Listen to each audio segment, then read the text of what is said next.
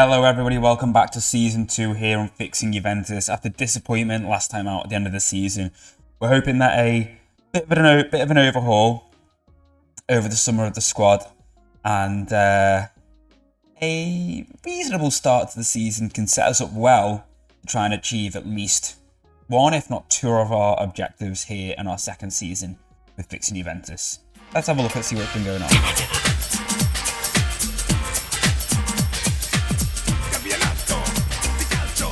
Before we have a proper dive into our transfer window though, if you want to do us all a massive favour, drop a like on the video down below. And then when you've seen our transfer business, why don't you give us a grading from A to F. If you want to be really mean, you can always give us a U if you think it's really bad. But yeah, and what you think of our transfer business. And if you're not already subscribed and you're still here, what's this, 8 episodes in? Why not just hit the subscribe button? Because, you know, if you're already 8 episodes in, you're obviously already invested to an extent. You might as well subscribe so you can watch the rest of the series. Today's game is going to be against Milan. Now, obviously, we saw us play Milan last time, but it felt like quite a nice point to bring it back. We've played 4 games in the league and 1 Champions League game. We're just coming up to the end of September, so it felt like quite a good game to bring it back for. We will just touch on the schedule first. So we kicked things off with a 4-1 win over Cremonese, drew 0-0 with Atalanta, lost 2-1 to Juve. Gianluca Mancini, of all players, scoring, lost 2-1 to Juve, lost 2-1 to Roma, because obviously we're Juve. You'll have to bear with me, I'm coming down with something, so it might seem a little bit like, just have to hope my voice holds out as well. Lost 2-1 to Roma with Gianluca Mancini, of all players, being at double for Roma. We then beat Red Star Belgrade 1-0 in our first Champions League game before we just followed that up with a 2-0 win over Sampdoria. The rest of our Champions League group you'll see has Athletic Club Bilbao and Man City. Obviously Man City, who dumped us out 4-3 in the Champions League quarterfinals last season. Man City eventually went on to win the Champions League 3-0 in a final against Liverpool. So but don't worry, you will see us play Man City at some point this season because we will most likely bring the next episode back for this home game. Obviously, you will see that Cristiano has been in the goals. Obviously, we touched on the fact that we were signing him on a free last time out. And that brings us on to, quite nicely, a little segue into the rest of the transfers. So, in terms of outgoings, it'd probably be easier if I actually sort it by value because we'll start with the big one. Chiesa went to Real Madrid for £58 million. Now, you might think, oh, Chiesa, you know, decent player. We did touch on him last time out, though. In a system where we don't really use wingers that much, and a player who's commanding 155k a week, it made sense when Real Madrid, we didn't offer him out. Real Madrid just bid £58 million for him. So we elected to take them up on that and let him go because in the tactic we used, the 5-3-2, he was okay as a rotation option for that advanced forward role. But he wasn't really someone who would naturally play there over like a Vlahovic or a, Ronaldo or Moise Kean, or as you'll see with another bit of transfer business we did. So it made sense to cash in on him, try and help with the club finances, correct some of the wage budget, and we made the decision to let Chiesa leave. We also sold Dennis Zakaria to Zenit for £15 million. He had a rather uninspiring loan spell at Chelsea. Mattia Perin, our backup keeper, went, and there was a perfectly good reason for that, which is because we managed to get Pierluigi Gallini on a free transfer for literally half the wages that Perin was on. So that's why Perin left. We managed to get £6 million for him from Benfica, which I don't think is pretty bad. Radu Dragushin and some of these other players were already sort of pre-confirmed signings. I think they were like loan deals from the start of the first season with obligations to sign. DeCilio we let go to Villarreal. Alexandro we did sell him to Nice for £3.5 million, again trimming that wage budget. Juan Cuadrado was someone we weren't particularly looking to sell, but Real Madrid came in for him on the final day of the window, literally deadline day, and it meant that we could get his wages off the budget. He was going to leave on a free at the end of the season anyway, and meant we recouped a bit of money and, yeah, helped with the wages. Arthur, we did elect to let him leave. Didn't get much from Besiktas, but again, it was a case of getting those wages off.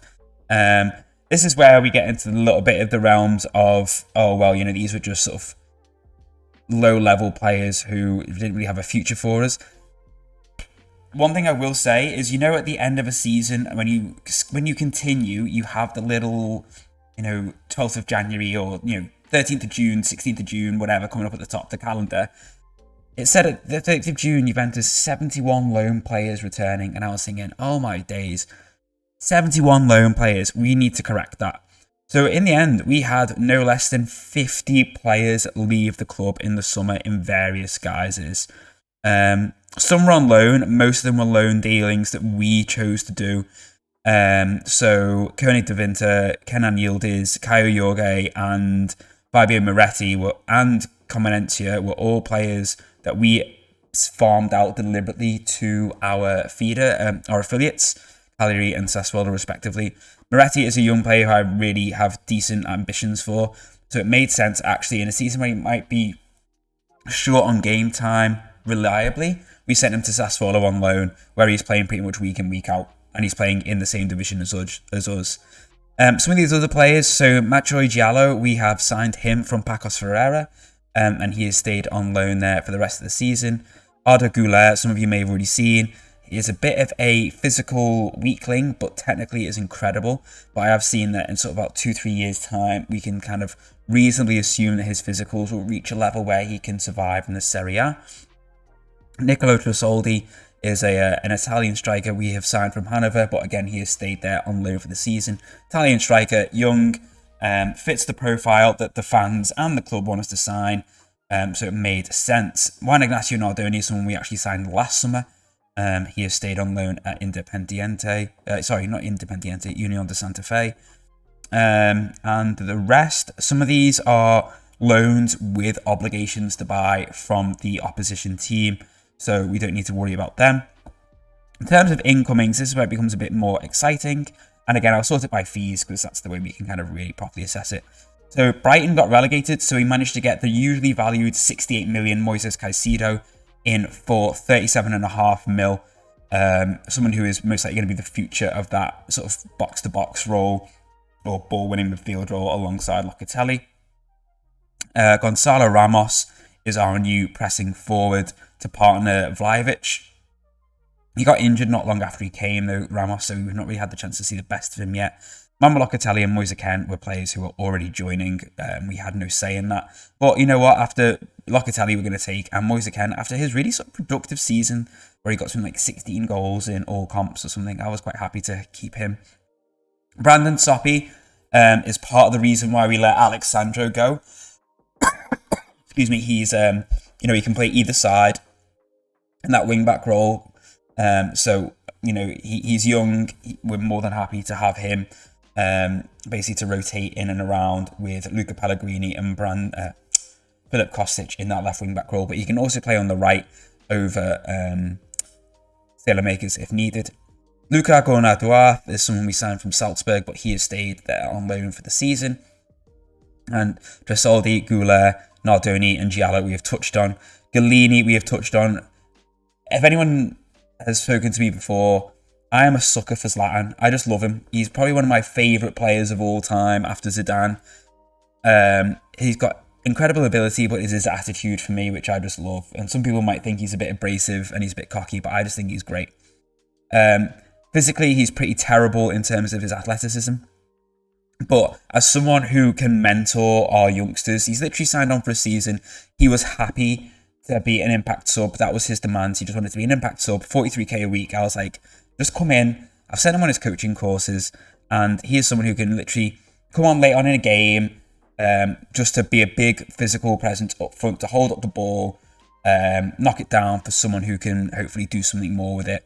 But mainly as that perfectionist, I want him just mentoring the youngsters. Ronaldo we already knew about. Conceição was on loan, available on loan from Ajax, so I brought him in because he can play the number 10, but also it's handy to have a backup option if we need to change tactics. So that's partly the reason why I was also like, well, if I sell Chiesa, because he's he doesn't really suit the main tactic, and then bring in someone cheaper on loan. We do have an option to buy him, who's younger, more sort of raring to go because Chiesa's progress has stifled a little bit with his injuries. He can basically just do a job in our backup tactics where we use wingers, but it just didn't make sense to be paying 155k a week for someone who is basically a backup option for a backup tactic, whereas Conceição is someone who can do that role, but is just a lot cheaper. And then Ruel Walters, with Cuadrado leaving, we just drafted him in. He came up on deadline day as an agent offer, someone testing the waters for a move, and we just put him in on loan. 18-year-old English right wing back, literally just to be a backup option with Cuadrado leaving, but we do also have an option to buy him if he impresses. So I think that is most of the things that we've covered. Transfers, schedule, finances did take a big bump. We got some really nice sponsorship, so that has really, really helped. In terms of the squad planner, this is kind of what we're looking at rocking with our ball in midfield. It's going to be between Locatelli and Caicedo and McKennie. Pogba has picked up a 2-month injury. He's torn his hamstring, so probably going to see Locatelli playing that RPM role much more frequently, and the BWM role will be shared between Caicedo and McKennie. The wing-back role is basically between Sailor-Makers and Brandon Soppy. I can't actually remember if I told you about this last time, but we did actually secure the signing of Gabriel Menino. I think it might have even been in January, but he is just joining at the end of the season from Brazil you can see there, 11th of January 2024. I can't remember if he's staying on loan, but we'll see. Left wing-back, we've got Pellegrini in, who can fill in for Kostic and Soppy. And then in defence, we've got Bremer Bonucci, who is leaving at the end of the season on a free. His contract will expire. He may well retire. So what we've done instead is we've brought in Scalvini from Atalanta. But he isn't joining until next season because we just don't have the space for him at the moment. You might think, oh, Scalvini, he's boss. You know, we all know how good he is. Why didn't you keep him? And the reason being, I just didn't want him to be competing with Bremer, Silva, Diakabi, and to an extent Bonucci, when he was going to play week in, week out at Atalanta and just continue developing for us. And obviously we've got Nacho. Ruel Walters can also play there if needed. In the Trequartista role, Kulusevski is our main man. He's already got, I think, an assist in the league. And I don't think he played in the Champions League, maybe. I think we played Almas. But, excuse me. Yeah, he is someone who we're quite happy just to have sitting there, but he can also fill in on that wing role if needed. It does say he's better as an advanced playmaker. That's more natural for him. But in the role we use with the Trequartista, we always want someone to be occupying that position higher up the pitch to pick up the ball to then feed it to one of the strikers in Ramos or Vlahovic up top. But we do have the flexibility to rotate and change the style of play quite a lot, even within this tactic. But even, like I said, I have sort of tweaked our other tactics a little bit. So I'll show you it now. I'm just going to make a few little changes here. Kier and Kalulu. Kier is 6'3" and Kalulu is 6 foot. I don't think we necessarily need to worry about whipping in low crosses. Especially when we've got Vlahovic, who is probably taller than both of them. He's the same height as Kier, and Ramos is also not, he's taller than Lulu, so I think we should be fine. So this is, obviously we have our 5-3-2, which is our main tactic. Now we also have our 4-2-3-1, which we used last season when injuries prevented us playing the 3 at the back. Sorry. But we've also worked on this. So this is our other backup option. Now, reason being is that we are hopefully going to try and, if we ever need to use this, exploit the fact that we have quite athletic and quite attacking wing backs.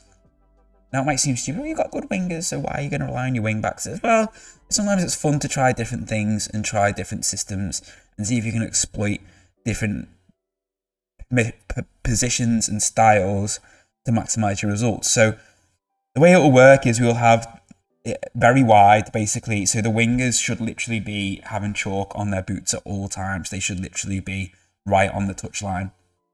I think we have actually changed this with a view to maybe having more of an advanced playmaker or something, but we're not going to use it today anyway, so it doesn't really matter too much.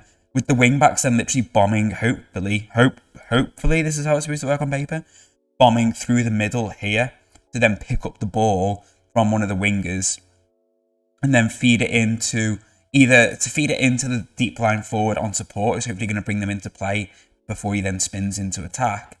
And they will hopefully then be getting into the box with the wingers. Basically, essentially, it should, in theory, create a 5-man overload in the box, hopefully against like the 3 or 4 centre halves or defenders or whatever.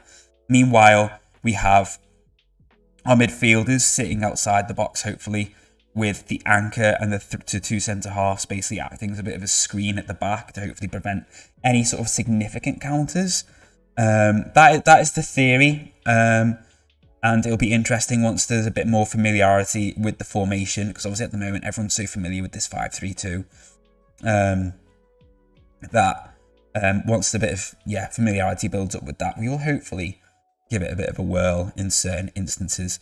But for today, we're going to go with, I don't actually think we're going to go with Soppy. I think we're going to go with Sailormakers. Pogba is injured, unfortunately, so he is out. And I think we might just leave it at that for now. Locatelli doesn't really like playing the Roman playmaker, but he scored an absolute rocket of a goal against... maybe we just try him as a CM1 support and see how he does with that. He scored an absolute rocket against Doria. So, but I'm happy for him to... What's his flair like and his vision and his passing? Flair, so he's not really someone we can ask to take more risks. As such, he's not going to be someone who's going to be more expressive and take any real chances. So we'll just leave him on that for now. Nothing wrong with a good CM1 support. And we'll see how that goes. Now, if you saw the last episode, you will remember we got absolutely embarrassed by Milan. So we will be hoping to get a bit of revenge. They have been quite slow out of the blocks. And I think that, as you can see, they drew their first 2 games in the league. And they're currently sat in 13th. So we really could do with winning here, because after that defeat against Roma and the draw against Atalanta, we've kind of struggled to maintain a climb up the table. So we'll be hoping to exploit any disjointedness or sort of slow performance from Milan to really try and propel ourselves up that table. And sort of set an early marker. These are the reigning champions. They've won the league back-to-back in the last 2 seasons. So we really need to sort of show what we're worth here. And Sailormakers has gone and got himself a yellow card. So we don't want him to be at risk of doing anything more than that. So he can ease off tackles. Locatelli with a lovely ball up to Sailormakers. Feeds Gonzalo Ramos. Oh, Magnon tips it onto the post. Like I said, Ramos started, basically got injured not long after he came. So he's only made a couple of appearances and he's not been great in them because he's been really just basically not sharp. But he's just glanced the header wide there. So already inside the first 20 minutes, he's had 2 decent chances. So hopefully that's a good sign for things to come. And he's trying to win the ball back there. He's put, was that Leao under a bit of pressure? Or Traore, Hamid Junior Traore. Might have been Hamid Junior Traore. He looks for Giroud. I'm sorry, Traore, but Giroud is never going to get onto a ball that far ahead of him. With all the best in the world, he's just not quick enough. Locatelli feeds it through Vlahovic. The keeper didn't seem to know whether to come or not. He's still got the ball, Vlahovic. He holds it up and he hits it wide when there was so many options for a shot there. But we've started well, and you know what? I'm actually going to switch from balance to positive. I want to try and really grind this a bit while we are showing signs of... How has Kulusevski got yellow? He's already on ease off tackles, hardwired into his role. If we're sort of showing signs of ascendancy, I really want us to try and turn the screw and really start putting them under a bit more pressure if we can. Kostic into Vlahovic. Locatelli pings it through. Kulusevski goes for the chip. Kier palms it away, blocks it away. That's one thing that does annoy me a little bit that I've seen. Oh, Ramos is injured again. Right, on you come, Ken, whatever. On you come. Disappointing start to his career at Juve here for Gonzalo Ramos because he is, just keeps getting injured. Relatively quick first half there. And Milan have probably done us a bit of a favour in taking Theo Hernandez off for Serginho Dest, because Theo Hernandez, if I remember rightly last time, he was lethal. So, interesting to see how Serginho Dest does in that left back role. Obviously, he's going to try and cut inside onto his right foot. So maybe we can't tell Sailmakers to sit narrower because he's playing as that complete wing back. Kulusevski now. He's kept going. He could have fed it wide if he wanted to, but he didn't. Comes out to Kostic, who I got a feeling is going to go for the shot. And he does, and it's blocked, and it's sent over for a corner, which gives Kostic now a chance to whip it in. And what can he do? Fine, Mike Magnon. Wonderful.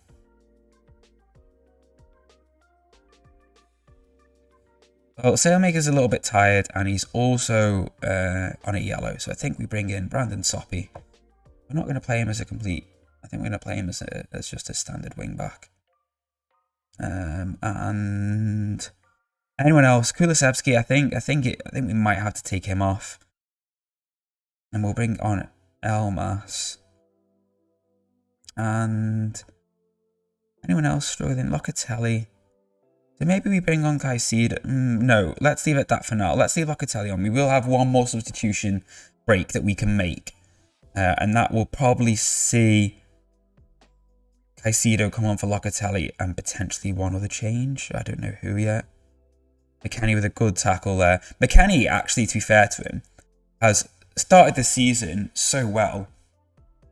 He's in a bit of an unfortunate situation because in that ball-winning midfield role, he doesn't always get the credit that he probably deserves, match rating-wise. So... But he has started really, really well, to be fair to him.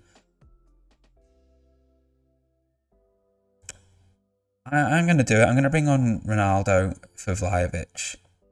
We have got a game on Saturday. This is a Wednesday game, and we have got a game. Oh, Kostic is injured. I completely missed that.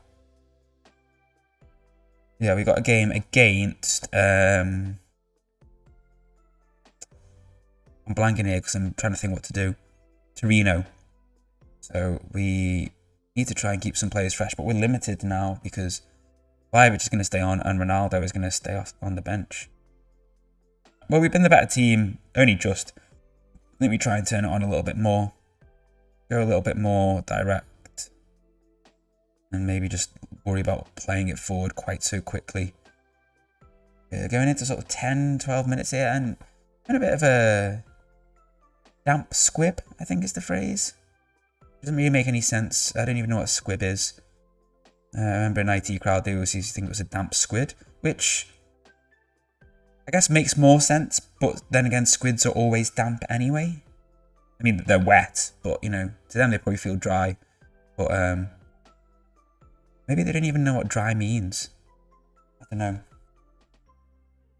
Anybody, yeah, do you reckon, so if you're underwater, if you live underwater, you're always, to us, you're always wet, but you think, like, to us, if we lived in that situation, would we think we were dry? I'm absolutely rambling, absolutely rubbishness here.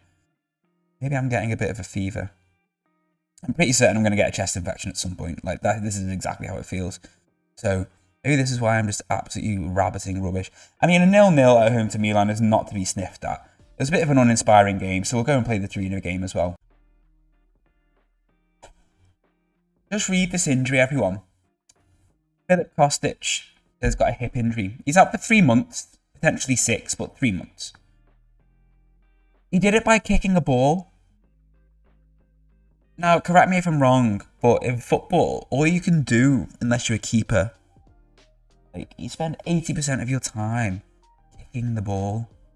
The remaining 20% is heading it or chesting it. I know there's probably more to it than that, but injured kicking the ball is such a... I just don't know. And Gonzalo Ramos is out for basically 2 months, so that's brilliant, absolutely brilliant. Yeah. So after that 0-0 against Milan, it does actually put us up into 4th, but we're still only 4 points behind Napoli, who've got a game in hand.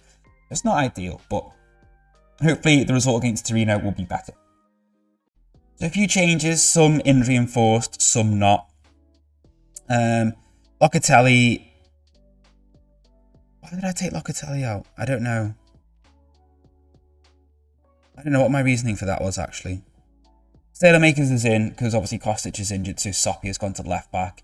Kane is in for the injured Ramos, and we're going to give Conceição a whirl at number 10. I mean, he'd probably do a better job than any of the people who've been in number 10 in Britain recently. Yeah. I'm not sure what to do about Ronaldo. I think we'll leave him off and bring him on later on. Otherwise, I think we run with this and hope that it will be enough to get us past Torino. So yeah, we're away here. Torino in really poor form. 1 win in 5 league games. And yeah, they've been pretty awful. They're languishing near the relegation zone. So hopefully we can take advantage of that and put them to the sword here and start climbing our way up the table.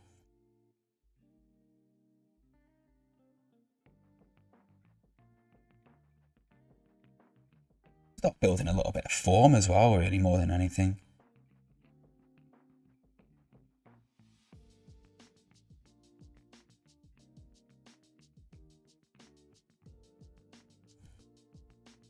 We will stop getting booked. I know it's a derby, but seriously.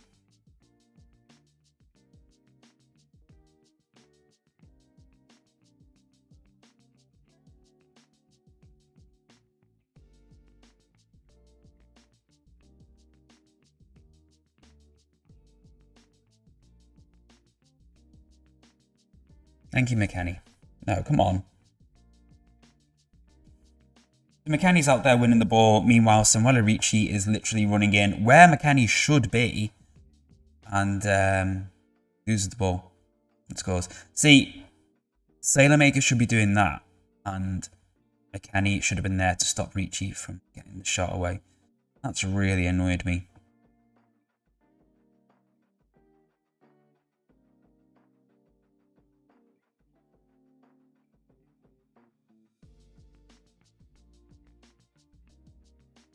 That is an awful pass. They could have really punished us then if they'd wanted.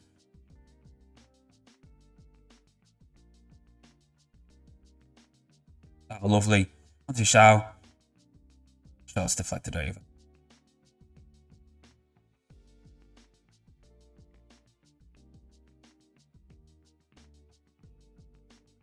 We can't just Shao to whip it in. Kane's header at the back post as well, saved by Dupé, but put that in the...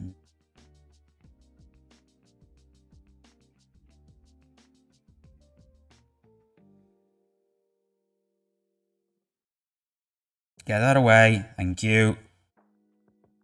No, and away again.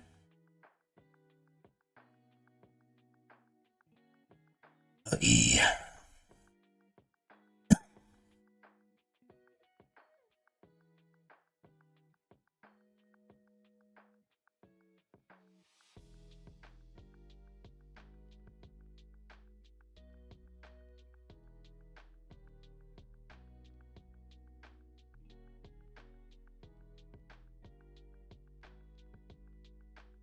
I had glasses, I would take them off right now. What even is that from Sailormakers? And Chesney as well, man. Thought you'd act out. Game plan has been completely and utterly undone here and ruined. I don't even want to watch that. Everything about it stank.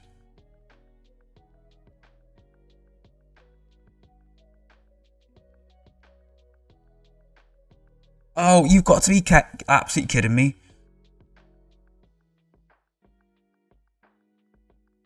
What even happened then? Oh, show me the replay. That's terrible goalkeeping. Absolutely terrible. Livid, to say the least. Locatelli's having a stinker. Ugh, fuming. Maybe on some level I knew Locatelli was going to have a stinker. And that's why I put Caicedo in, which I have now done. Sailormakers has gone off.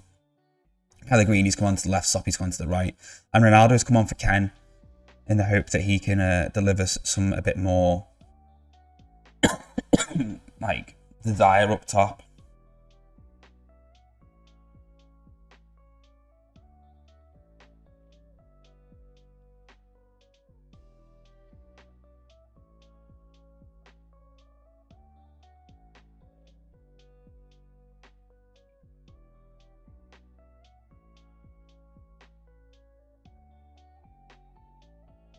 I generally thought that was going to be a penalty then. Thankfully, it wasn't.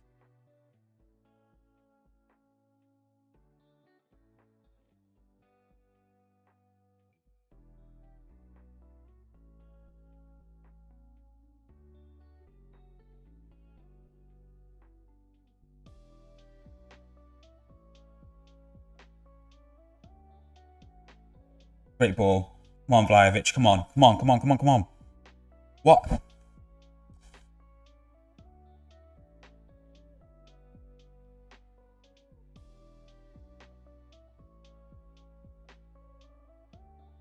Right, I don't want him taking corners. Because every corner he's taken has been just absolute trash. Like, absolute trash. He's the best one on the pitch. Oh my days. They've all been awful, though.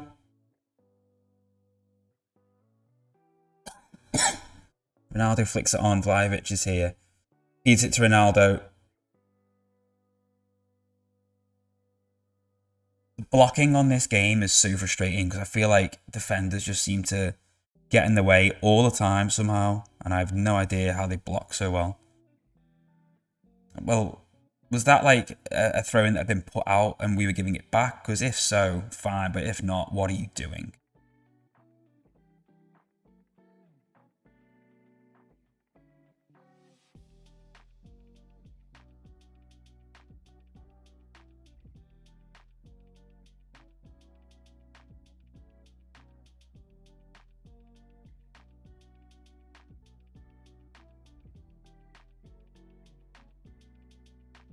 Lovely ball.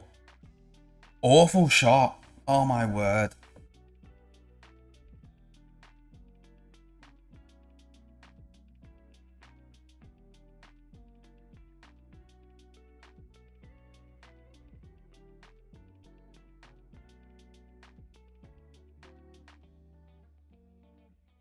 The quality in this game has been diabolical. Ronaldo, conscious out. Oh my word, will you just put your head down and run? Seriously.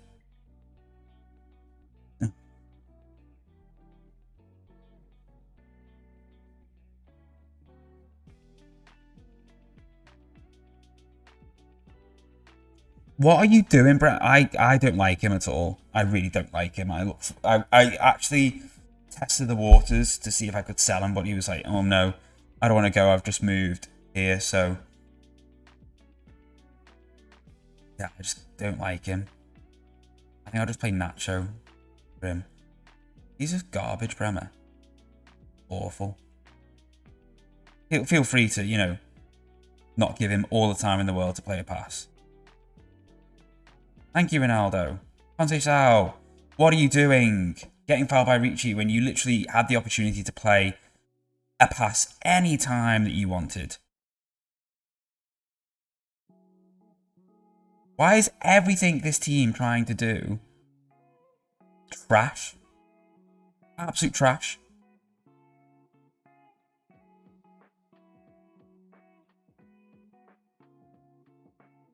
Like, full on garbage. What is that? What actually is that? What are you doing, Bremer? You absolute idiot. You cannot play long passes. Stop trying to do it.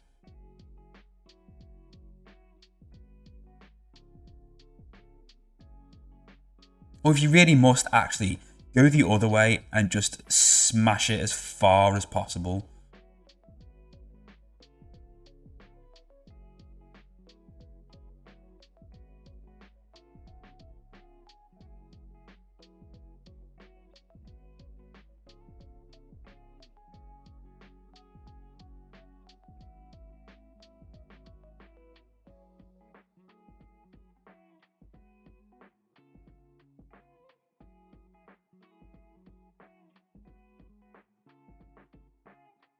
Going to be some serious fines dished out after this game, I'm telling you now.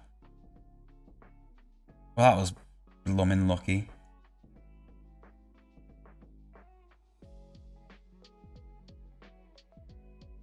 Why are you trying to get outside of the foot pass from there? Like, why? Like, what actually is that? Like, seriously, what even was that? Like, what are you actually doing? Like, what even is this game?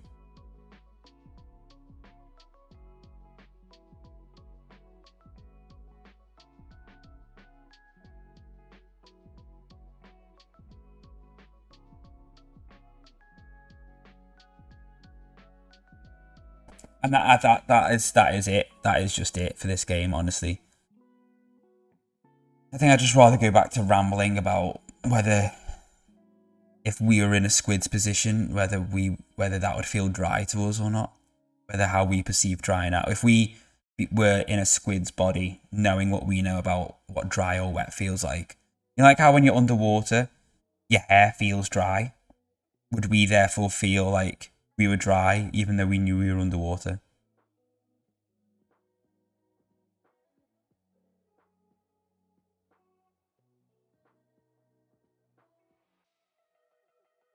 These are the questions.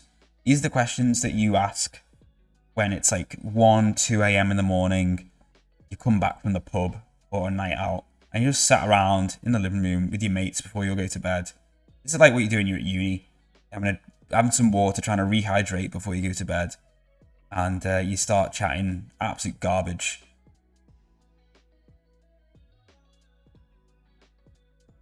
Rather than commentating on what has been a absolutely abject, pathetic performance from my Juventus team.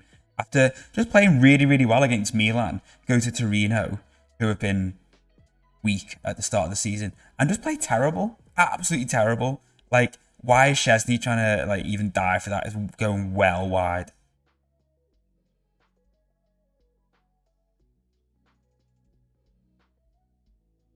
Like, we've not even created anything significant. Like, nothing of any significance at all.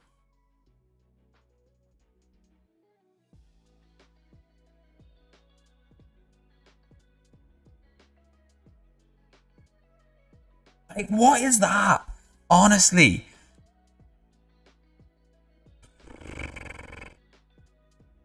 Feel free to not do that. So that is one thing I have noticed happen a lot in this game, like FM23, is defenders will try and switch it from here to the left back.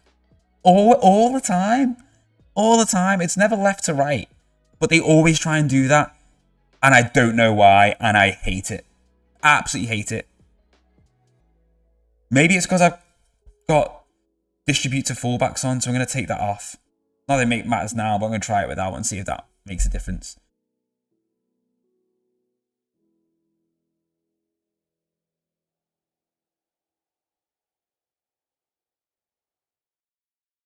When I'm in transition, I just want the keeper to be distributing it out there. Like, when it's at the centre backs, that's it, distributed in transition. Now play it forwards, not across. So let's see who accepted their fines. Keane, Sailormakers, Soppy, Locatelli, Silva, Bremer, and Chesney all accepted their fines. I, on the other hand, am livid. Like, I thought if we could... Obviously, last season, let's look at last season. So we started last season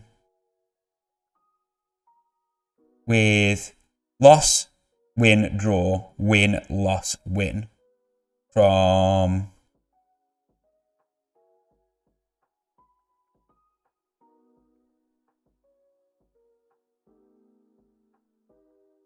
three wins, 2 losses, and a draw. 2 wins, 2 losses, 2 draws. So, you know what? We've actually had a worse start to the season than we did last season. I genuinely thought if we could, with a settled tactic, better team, we could actually potentially, start better here and be comfortably top 4 by this stage. Instead, we've had a stinker and we're now already 10 points off top of the table. Like, I need to win the Serie A this season, because if I don't, I'm pretty sure I'm going to get sacked if I keep my job before then. So, honestly, I'm gonna take that out, because I do wonder if having distribute to fullbacks on as soon as it goes to that ball-playing defender who is Diakabi, who I'm going to take him off that because I don't think he can do it well enough. He can just be a central defender. Bremer is going to just get replaced for Nacho because I just don't like him anymore.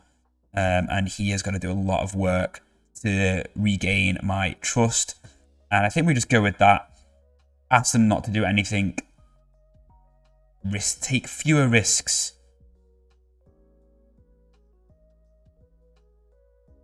I'm happy for you to take more risks. I'm happy for you to get forward with the ball.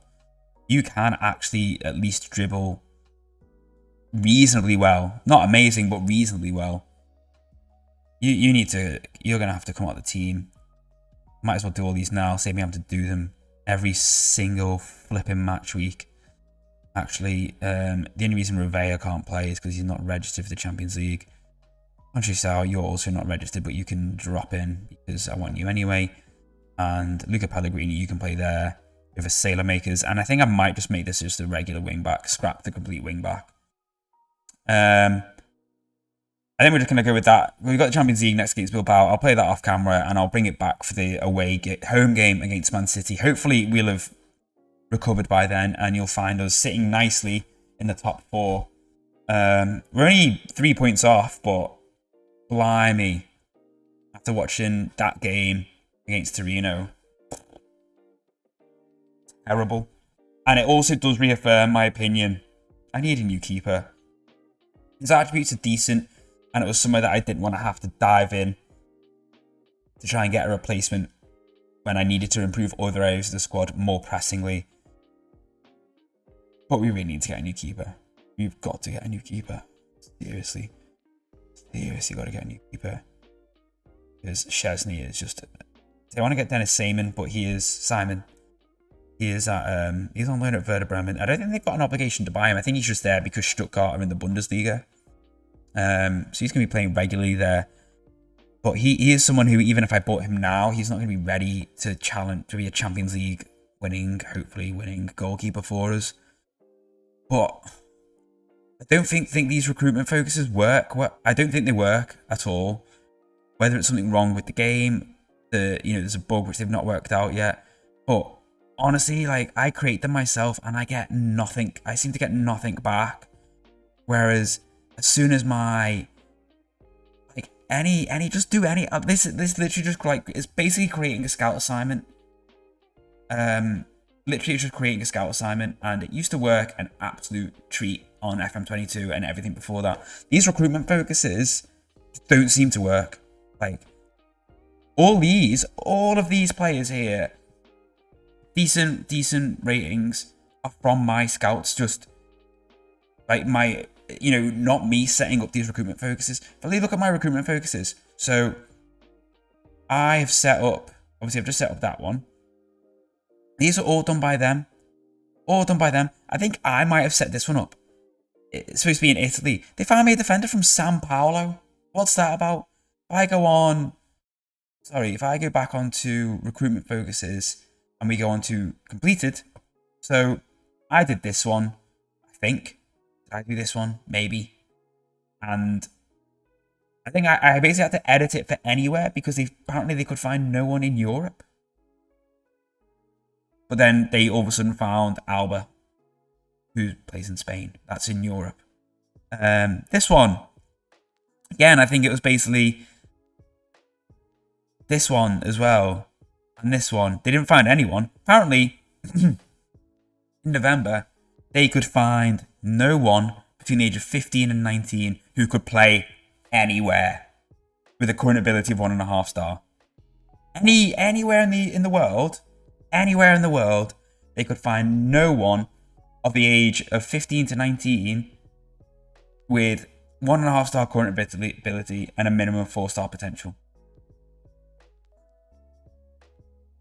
I mean, there's players I know who fit that bill. Dennis Simon, Endrick, players like that. But no, apparently they don't count. This one, I think, again, the board set it up. Again, some of these, look at this. No one in Serie B apparently is worthy of note. Like, I don't know, it just doesn't seem to work that well. But I've known other people also have the same issue. Hopefully it'll get sorted. I've had enough of raging. I'm sure you've all had enough of hearing me talk as well. I will see you all next time when we play Man City. Hopefully we will be in a much better position, and hopefully we won't need to be relying on getting a result at home against Man City to secure Champions League qualification. Take care, everyone. I will see you all very, very soon. Bye for now.